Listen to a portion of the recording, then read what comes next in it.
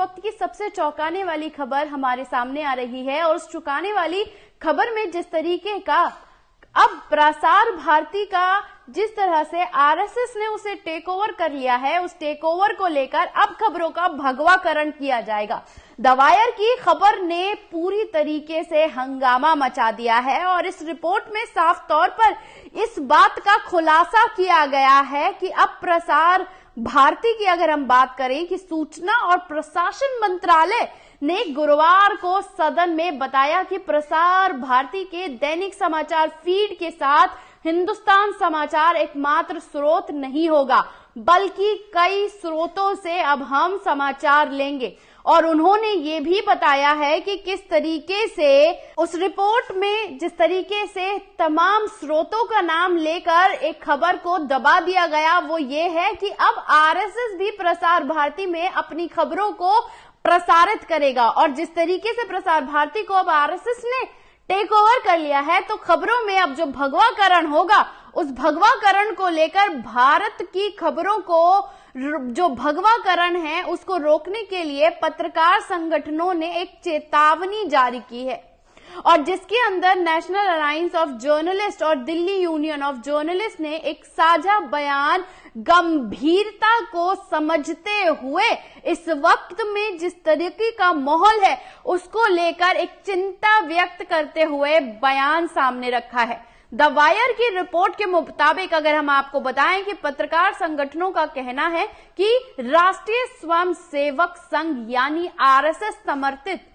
हिंदुस्तान समाचार का आकाशवाणी और दूरदर्शन के साथ अनुबंधन किया गया है, जो सत्ता पक्ष के हिसाब से भारत में खबरों का भगवाकरण करेगा और स्वतंत्र पत्रकारिता को पूरी तरीके से खत्म कर देगा। इस बात में किस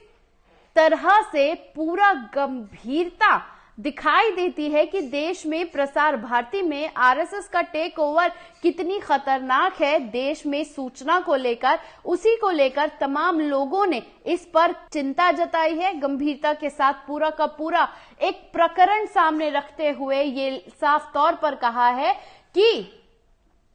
जो सत्ता पक्ष के हिसाब से भारत में खबरों का भगवाकरण करेगा और स्वतंत्रता पत्रकारिता को पूरी तरीके से खत्म कर देगा। पत्रकार संगठनों के अनुसार यह कदम देश के प्रमुख समाचार एजेंसी पीटीआई और यूएनआई को खत्म करने की सोची समझी साजिश है और इन्हीं को खत्म करने के लिए ये पूरी तरीके से ये कदम उठाया गया है। प्रसार भारती ने अब पीटीआई से सब्सक्रिप्शन भी बंद कर दिया गया है और यूएनआई की खबरों को भी लगातार नजरअंदाज किया जा रहा है। नेशनल अलायंस ऑफ जर्नलिस्ट के अध्यक्ष के मुताबिक ये कदम धर्मनिरपेक्ष और लोकतांत्रिक समाज के लिए एक बड़ी चुनौती है। आपको बता दें कि आरएसएस के वरिष्ठ जो प्रचारक हैं और विश्व हिंदू परिषद के जो सह संस्थापक हैं, उनके लोगों ने 1948 में हिंदुस्तान समाचार की स्थापना की थी। उस समाचार की स्थापना को ध्यान में रखते हुए अब पीटीआई और यूएनआई से जो न्यूज सब्सक्रिप्शंस को बंद कर दिया गया है, तो खबरों का जिस तरीके से भगवाकरण होगा उसे द वायर ने पूरी जांच के साथ अपनी रिपोर्ट में छापा है। उन्होंने अपनी रिपोर्ट में खुलासा करते हुए ये कहा है कि जिस तरह से मंत्रालय ने हिंदुस्तान समाचार प्रसार भारती के गठन की पहली 1970 के दशक में जो ऑल इंडिया रेडियो और दूरदर्शन की सेवाएं प्रदान कर रहा था, उसको पूरी तरीके से बदलकर अब खबर सिर्फ सत्ता के पक्ष वाली खबरों को ही प्रसार और प्रचार किया जाएगा।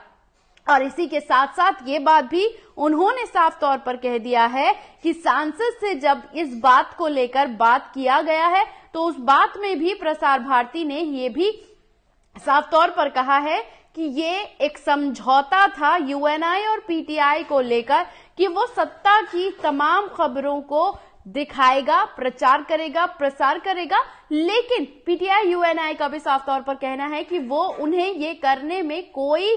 परेशानी नहीं है। लेकिन उसी के साथ साथ सवाल ये उठता है कि देश में सरकार के सवालों के साथ साथ देश में बहुत सारे मुद्दे हैं जिसे देश को अवगत कराना जरूरी है। और जब ये बात साफ तौर पर कही गई तो उन लोगों को आईना दिखाने के लिए प्रसार भारती ने ही आरएसएस को वो पूरी तरीके से टेक ओवर दे दिया है। और उस टेक ओवर को लेकर ये बात अब सामने आई है कि खबरों का भगवाकरण को रोकने के लिए तमाम पत्रकारों ने एक साथ आकर आरएसएस के खिलाफ पूरा मोर्चा खोला है। और उस मोर्चे में द वायर ने तमाम उन प्रकरणों को लिखकर बताया है कि किस तरीके से 1940 से लेकर 2023 तक जब हम पहुंचे हैं तो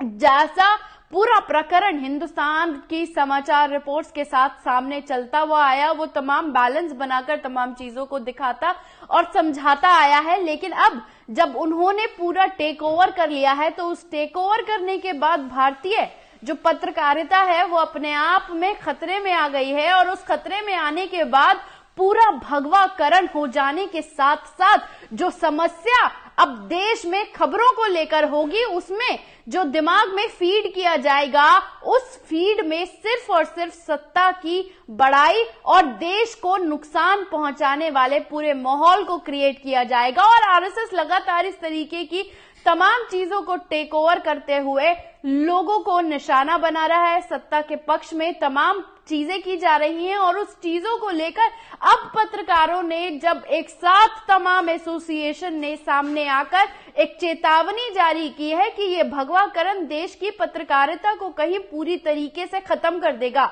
और पीटीआई और यूएनआई जैसे तमाम जो स्वतंत्र रूप से काम करने वाली ऑर्गेनाइजेशंस हैं, खबरें पहुंचाने का काम करती हैं, उन खबरों को या उन लोगों को आईना दिखाने के लिए सत्ता की तरफ से सब्सक्रिप्शंस बंद करना और प्रसार भारती में जैसे आरएसएस में साफ तौर पर कह दिया है कि अब उन खबरों को प्रमुखता से प्रसार भारती के जरिए प्रचार प्रसार और उन्हें आगे बढ़ाया जाएगा, तो देश के तमाम वो मुद्दे कहीं स्क्रीन से गायब कर दिए जाएंगे जहां पर महंगाई, अडानी, बेरोजगारी और देश में जिस तरह से पूरा माहौल क्रिएट हो गया है वो अब स्क्रीन से गायब कर दी जाएंगी। क्योंकि देश में जितना नफरत फैलाया जाएगा उससे भारतीय जनता पार्टी बढ़ेगी और उनकी नाकामियों को छुपाने के लिए, बेरोजगारी को छुपाने के लिए और तो और पत्रकारों को भी उस देश में जिस तरीके से प्रताड़ित करने के लिए ये प्रोपेगेंडा चलाया गया है, इस प्रोपेगेंडा को देखते हुए तमाम लोगों ने, जो पत्रकार एसोसिएशन है, उन लोगों ने सामने आकर जो भारतीय संचार मंत्रालय है उसको भी एक लेटर जारी किया है कि इस तरीके से अगर आरएसएस इसे टेक ओवर करेगा और जो यूएनआई है और पीटीआई की खबरें एजेंसियों को जो अनसब्सक्राइब कर दिया जाएगा तो इस पर भी पत्रकारों के रोजगार पर भी असर पड़ेगा। और रोजगारों पर जिस तरीके से असर पड़ेगा तो खबरों के साथ साथ लोगों में, पत्रकारों में बेरोजगारी का स्तर बढ़ेगा। और उसके लिए जिम्मेदार कौन होगा, इसके बारे में भी मुझे आपको बताने की जरूरत नहीं है। तो जाते जाते ये बात साफ हो गई है कि पीटीआई और यूएनआई को पूरी तरीके से दरकिनार कर अब प्रसार भारती को आरएसएस हेड करेगा